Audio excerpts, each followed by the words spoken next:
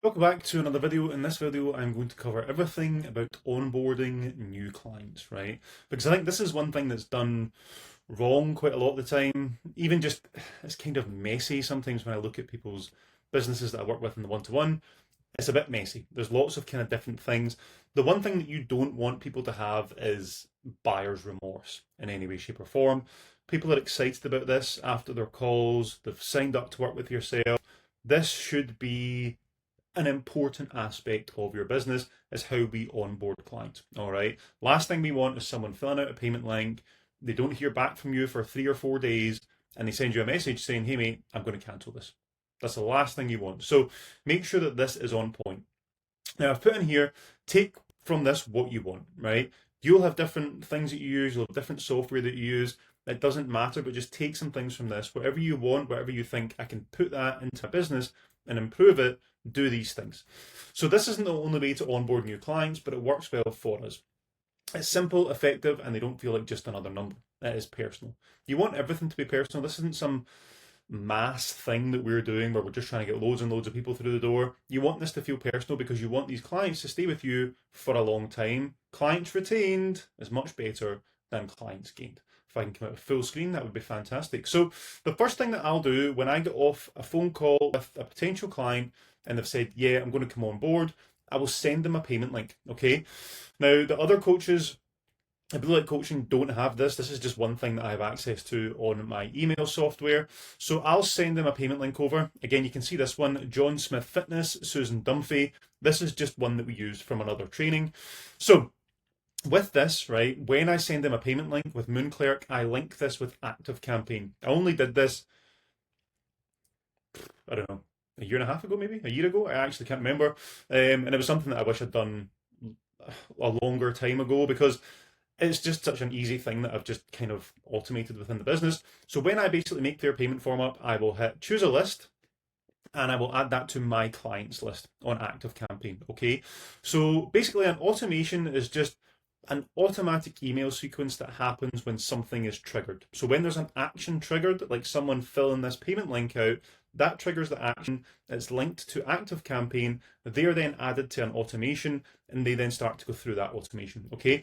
This is a very simple automation. It literally has one thing in it. So contact subscribes to list my clients. So this is all just my personal one-to-one clients. So send an email, right? So the one thing they'll get is an email with both these forms in it, right? So basically it says, hey mate, looking forward to getting started working with you. Please fill out these forms below, okay? So they'll then get sent this. These forms are then basically just links that I've added to this from Google Drive, okay? I'll go into those forms in a minute. So as soon as they pay this, this goes through to their email. One thing I'll say to them on the phone is, I'll send you the payment link over. Once you fill that out, the forms will come through to you. They might go into your junk folder. Okay, very, very rarely will you have people who've not been subscribed opening your emails, etc. But again, you can see this has had obviously 224 cents since I've set it up, 96 open rate, 91% click through rate. So obviously some people don't get it, right? But the vast majority of them, 96% of them, get it. If they don't get it, I'll just send them the forms on WhatsApp, right? It's the easiest thing to automate, but it's also the easiest thing to do. So the forms that they get, one of them is just a basic PARQ form, okay? So they'll basically fill these out. I've updated these as well in the last year or so because I had to put stuff in on my lifestyle questionnaire about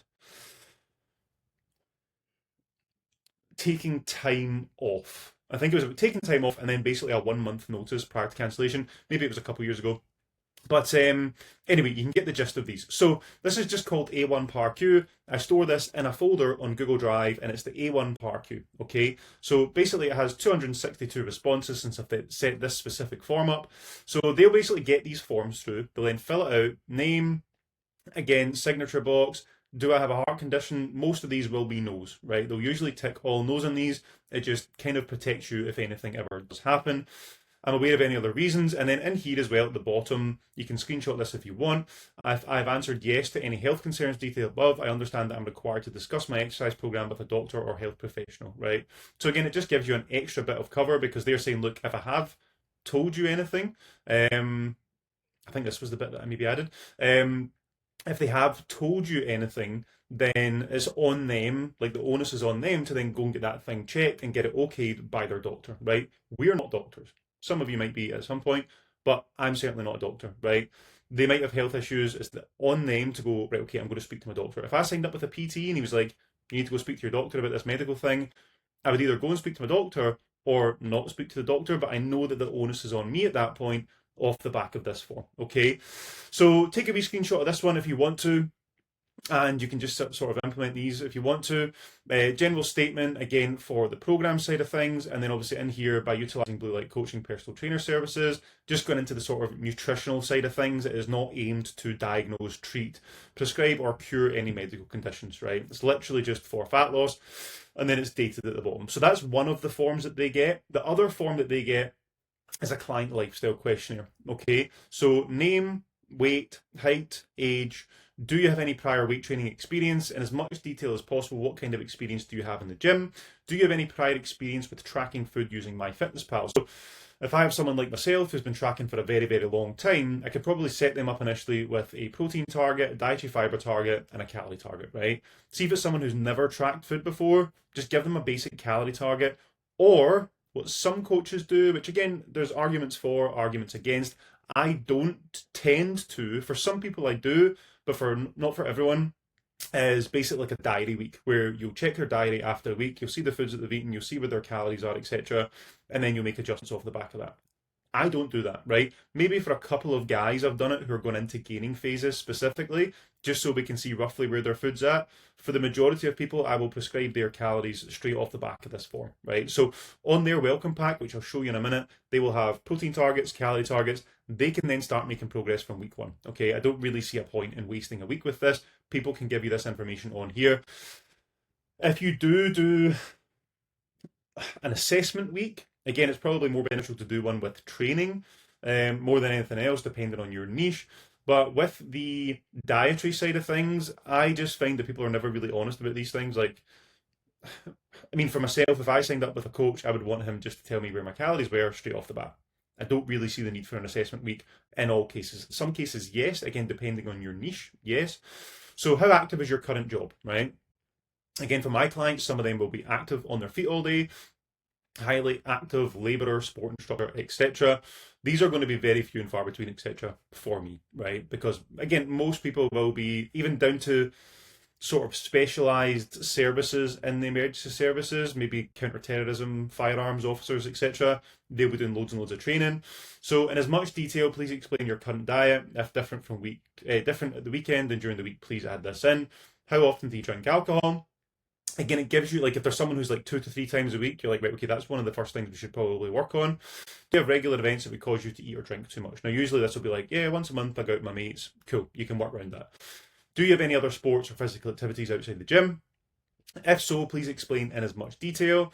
How many times per week would you be able to train in the gym, right? And sometimes you get people being like, yeah, 5 times, 6 times. Go with what you think's reasonable, okay? If it's someone like myself who does train 5 times and has done that for a long time, go by their training age, right? If it's Sally who works in Tesco and she's never been to the gym before and she's like, yeah, I'm going to join the gym and I'll go 7 days a week. It's on you as a coach with your knowledge and experience to go, do you know what, let's just go 3 times a week and see how we get on. Because you're going to have DOMs and you're going to be a bit fucked off the back of it. Name and location of the gym, right? So this is one thing that I do. Every single workout that I program for clients is done for their gym specifically, right? I mean, you go onto Instagram, go into Google Images, search the name of the gym. This is so easy because I used to ask them this, then I would have to look the gym up. Whenever I come in to do their onboarding stuff, I'll just copy and paste this into Google and find their gym immediately, right?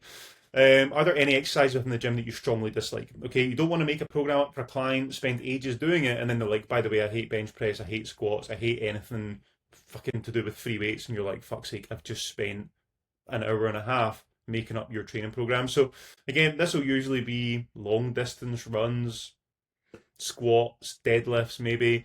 If they've noted or if you've noted anything that they've mentioned about injuries, like I have a knee issue at the moment, I can still squat. Again, deadlifting isn't that enjoyable, it's slightly painful. So again, I would just say on this, if it was me that was coming on board, no, all exercises are fine, but I'm having a bit of an issue with deadlifts at the moment, can we leave them out? Cool. Your coach can then go, yeah, cool, let's not do deadlifts. And if you do add shit in that they don't like, you need to just pay attention, right? Don't just give people generic stuff. How many hours of sleep do you get? Are you a member of a gym? Does your gym have a good amount of weight training equipment? Do you prefer to train at home? What equipment do you have at home? I understand now these two bits here, right? These are absolutely priceless. Okay, I understand that as my coach, Greg's entitled to 3 weeks annual leave over the course of a 12-month period, right? I might change this to 4. I understand everything will be set up prior to leave, but video feedback will not be provided, right? So they basically not get a check-in 3 weeks out of the year. I've never had anyone have issues with that. By working with Greg at Blue Light Coaching, I agreed to provide 1 month's notice prior to cancellation, right? So that's in contract. Again, in the UK, these are legally binding. I don't know about England, but certainly in Scotland, even a verbal contract is technically legally binding. I guess it just needs some form of corroboration, but if they filled a form out and signed it, 99.9% of the time, they will give you a month's notice, okay? And it just means that when you're full, let's say you're 50, 60, 70 clients, and you get 2 people drop off, they're giving you a month's notice, you then have a full month. You can do more CTAs, you can have more conversations, you can post a bit more, you can be a bit more aggressive with your call to actions on social media as well, and you can fill those 2 spaces very, very quickly. So your income will basically stay the exact same wherever you decide to take it to, whether it's 5, 10, 15, whatever it is, £1,000 a month. Okay. So once they fill these out, I will get a look through them. And then the next thing that I will do is send them a welcome pack. Okay. So they'll then get their welcome pack through. And again, this is just this one, right? This is called A1 welcome pack. I will then make a copy of this in Google Drive and I'll call it Greg Hamill welcome pack. Make sure you change the name. Okay. Make sure you change the name on the front of this. So this is Blue Light Coaching welcome pack. You can make these up. They're really, really easy to make up. Name, welcome pack. It means a lot to me that you've chosen me to be your coach. Your goals mean just as much to me as they do to you. Blah, blah, blah. Right? Don't need me to fucking read this. Check-in day. Now, this is the one thing, even with coaches who have very, very successful businesses, it's like, what day do you do check-ins? Kind of between Monday and Wednesday. Have a specific day for each client to check in. It's going to save you so much time chasing people. Hey, mate, have you checked in? For when, mate? Fucking next week? Tomorrow? Sunday? So have a specific day, right? My clients all have specific days in which they check in, and they know that they need to get their stuff in before check-in because I'll send that to them on their onboarding video, okay? So I would change this so they have a specific day for check-in. Goals, right? This is very much the same for each person. It's just so that they're very, very clear on this, unless it's maybe somebody going into a gaining phase who's done a weight loss phase. But again, it's very, very rare that you'll get that. These will need to be specific for your niche as well. If you're working with like special populations, etc., you can literally just use these if you want to. I don't care. You can literally copy this word for word and swap the things out if you want to. Nutrition and training, right? So calories, usually I will start people off with a high food day, right? I personally like having a high food day when I'm in a weight loss phase. I would rather keep food a bit lower and have a high food day because we're focusing on weekly calories. Okay. Now, protein, again, you can leave this out as not applicable, or you can stick like a basic protein target in for them. Carbs and fats, these are for more advanced clients. Mainly when I have clients going through a gaining phase, we'll look at carbs and fats if we have issues with bloating and or digestion or indigestion. Training days, usually I don't prescribe cardio for clients. That would just be like 3 times per week. Right, 4 times per week. Usually I'll take 1 off of what they say unless they're like well versed in the gym, right? See if they're super well versed in the gym and they know exactly what they're doing, then you can do that, okay? And then we go on to steps and cardio. So step target per day and then cardio targets per week, right? These are just examples. Usually I'll put not applicable in here and they'll have a 6 to 8, 8 to 10,000 step range. I then have apps that you'll need, right? MyFitnessPal with a link, WhatsApp with a link, Google Sheets with a link, Google Drive with a link, right? Super, super simple. Extras that you will need: digital scales, tape measure, digital foot scales. So they know exactly what they need. They've got all the apps, they're all set up, right? I'll send this over to them. Now, one of the other things that I will send them, we have a members group like this for coaching, okay, for the fitness side of things. There's lots of emergency service workers in the group, and I'll send them a direct access link. So once I've made their welcome pack up, I'll basically go onto Gmail. I will write them an email. Specifically, I don't automate any of this shit. Hey Greg, how's it going, mate? Thank you for getting the forms filled out. Please see welcome pack below. I'll then add that as a link. And then another one below that saying, here's your link to the members group, right? We also have a very basic nutrition document made up, which is just understanding food a little bit. But again, the main thing for us is to look through their food diary after week 1, see if they fit their targets, and then start to actually coach them off the back of it. Okay, so I'll send them that email out. And then the main thing for us with the onboarding is to go over our software. So these are just our test sheets. Now, when I have new clients come on board, I will copy stats, I'll copy nutrition tracker, I'll copy, in fact, I don't copy that one, I copy check-in sheet and I copy measurements, right? I copy all these to a new sheet and I'll call it Greg Hamill Nutrition and Training Tracker, right? So these are all copied, and then I basically build out their training tracker off of the back of their gym movements, etc. So this is super personal. This again, it's all personal, but it's just their name. They're very, very small tweaks that you have to make to it. So stats page. Again, see if any of you guys actually just want these, just message me. I'll send you our sheets over that we use.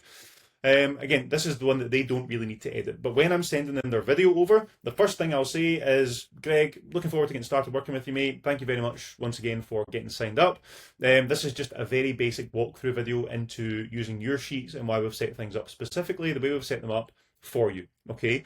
Before I go through their sheets, I'll say there's a couple of things that I need to get from you before we get started.